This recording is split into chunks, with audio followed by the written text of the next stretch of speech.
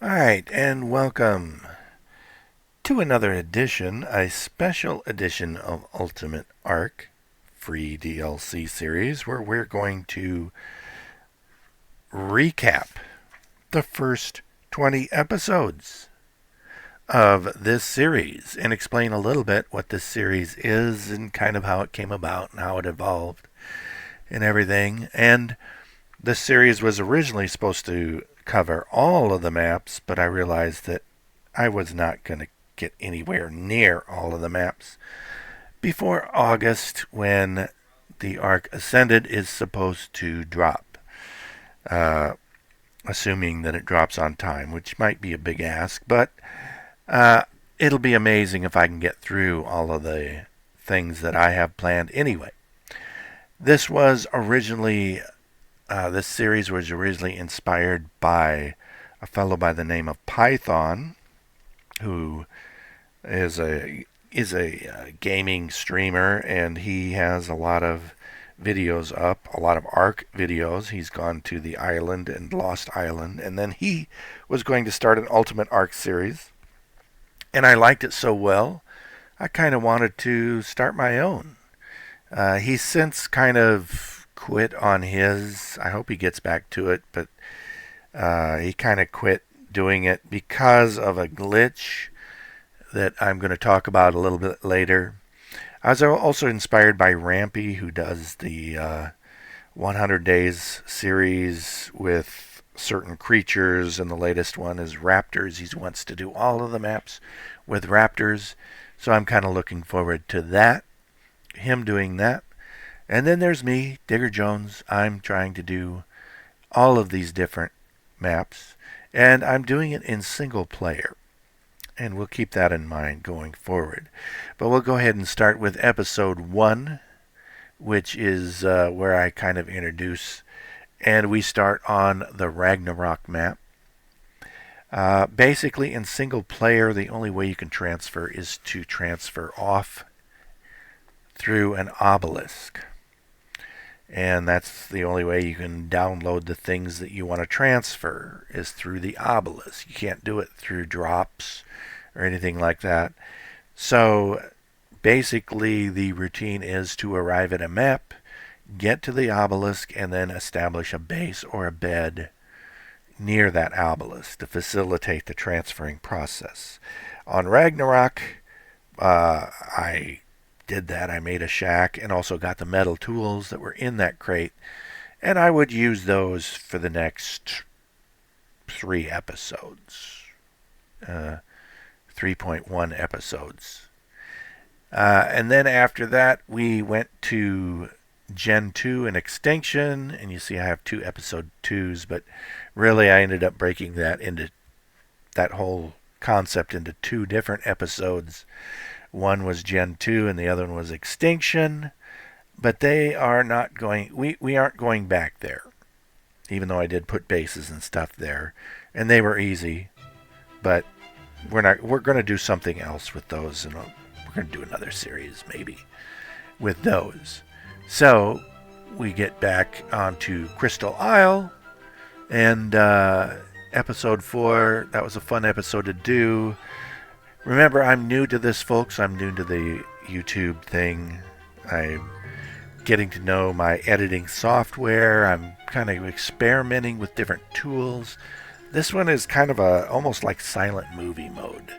Basically, that you can tell what the story is by watching.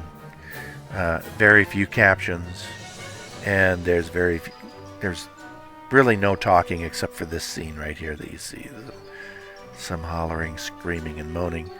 But other than that, it's just pure entertainment, I think. And then we stay on Crystal Isle. I eventually do succeed in getting my little base built by the Ob, and then I establish a more permanent base in a better location. The reason why we are on Crystal Isle is to get a crystal wyvern. And I do eventually find one, but I find out that my level isn't high enough to tame a crystal wyvern, even though the wyverns don't need saddles or anything. Even though all you need to tame them is crystal, you have to be level 65 to tame them, which I don't think is fair, but anyway, so my way of compensating for that is to go to the island where I can pick up the explorer notes and progress. And I do make a foundation and a bed on the red ob there, so I do have a presence there on the island. I don't know if I'll get to the island. It's not technically a free DLC. It's the game, but you can't play the DLCs without it, so yeah, it's going to be part of the deal. I don't know if I'll end up going back to the island and finishing there, what I'll be doing, but it does make an appearance in this series. Next, we have episode 7. I finally do get my crystal wyvern, and there's my crystal wyvern. I named it Teach. Teacher's Game 2 is the video that I used to learn how to tame this. There's a good chance that if you are a subscriber, a commenter, you will have a dino named for you, and if I subscribe to you, you will probably have a dino named for you. And here we go. We have some early tames here on Crystal Isle, assembling my team. Once I have the wyvern, I can pick things up, put them in a taming pen. Smooth sailing, right? Well, not really, as especially the thorny dragon, things get pretty hairy there, but it was a lot of fun, and these are not terribly high level dinos, but they do what they're supposed to do. And then finally we get a greenhouse, and if you want a greenhouse, it's all about the poop, and you need these two guys, the Phiomia and the dung beetle. And so we had a little bit of fun with that. And this episode 10, is when I got my first subscriber and my first commenter. And so, true to form, the next episode, I named my dino named Josh, my first subscriber, my first commenter, and he still comments to this day, gives me feedback, lets me know when his birthday is. Happy belated birthday, Josh, when you see this. Even though I'm recording it on your birthday, but happy belated birthday when you see this. We go to the center and get a base established there. We will be going back to the center to be doing a lot of taming, because the center does have better level dinos, especially better than the story maps, and better level drops too. I think we're gonna test that out. Now, this isn't technically part of the series. It kind of falls outside of the series, but it's important because I'm doing all my transferring in single player, and when I went to the center, my stuff wasn't there. This was the glitch that made Python rage quit his series. The idea of losing your tames or your stuff in between transfers and having to back up every time, yeah, it is a pain, but it can literally be solved with one click. Just one click at the right time and backing out properly and saving the game properly. And I've done 10 other episodes and many other transfers and have not had any problems since I posted this video right here. So hopefully, if you're following along, if you're thinking of doing a single player across multiple maps, you will watch this and it can save your bacon. And sure enough, I got some more subscribers, 5 of them in fact, and so I did 5 tames. And there you see all the guys there. You can tune into episode 12 to see me tame all of those, and some of those will make subsequent appearances in later episodes. For instance, right here you see in episode 13, I got the frog out there on Valguero, and we establish a presence there.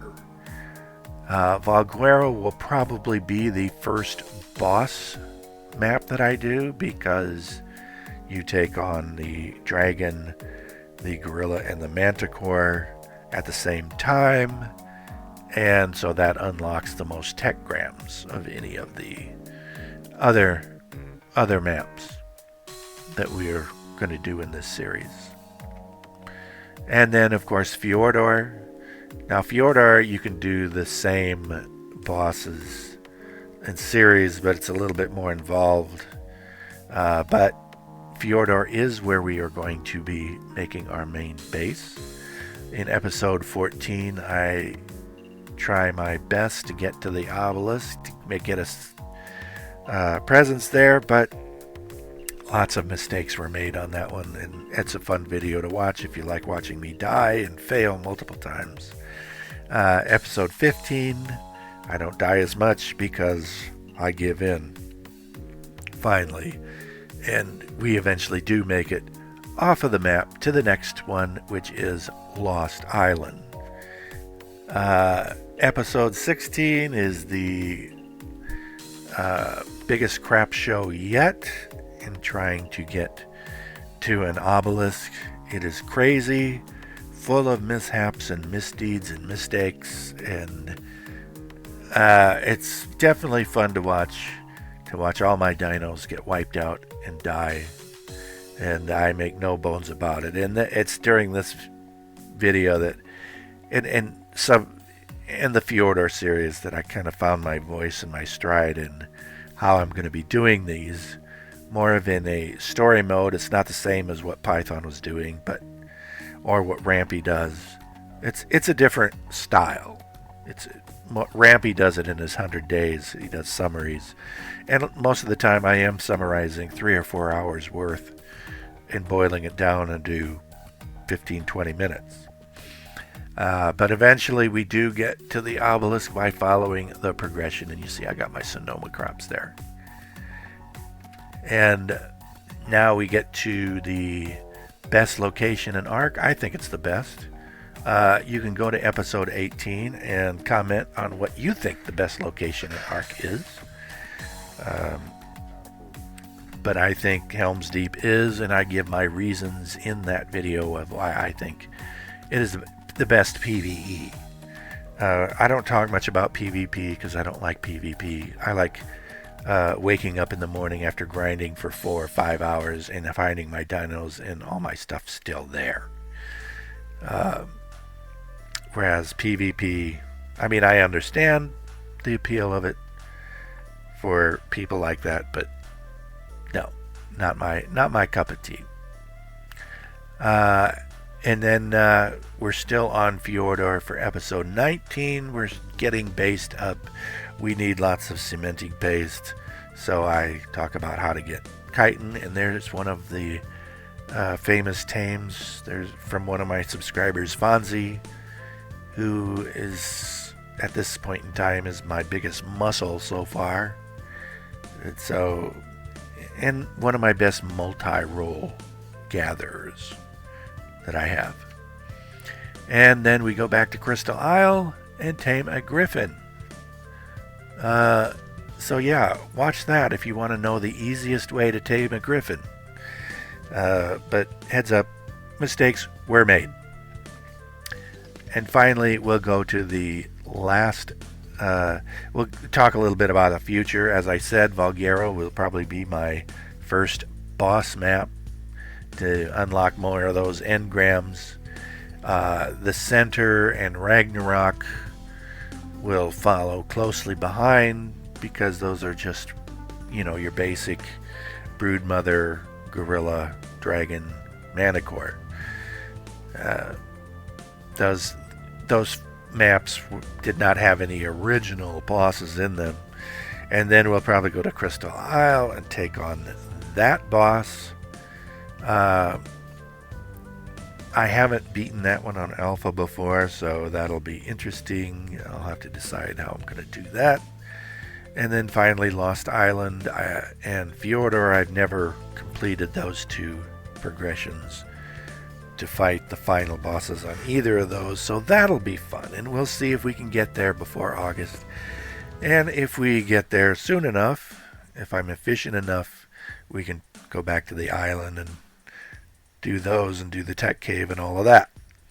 But we'll be mixing it up a little bit. Like, we have to get the tributes on the maps themselves, but I can get the artifacts from any of the maps. So Valguero and Crystal Isle are pretty easy for that. So that will help my efficiency, hopefully.